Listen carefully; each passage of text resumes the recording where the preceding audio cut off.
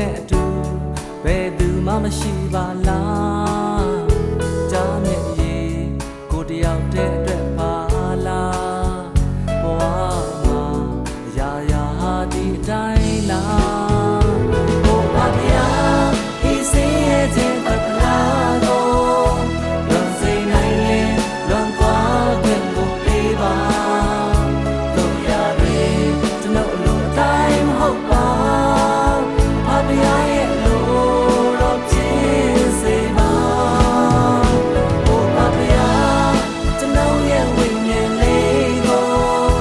ကိုရောလက်တော့ကျွန်တော်အနန္တလိုက်ပြီးအသက်တာနေ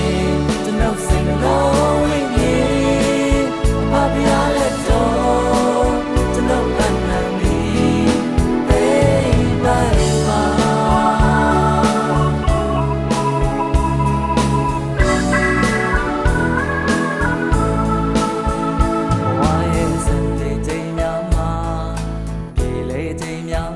ကျွန်ုပ်နဲ့အတူ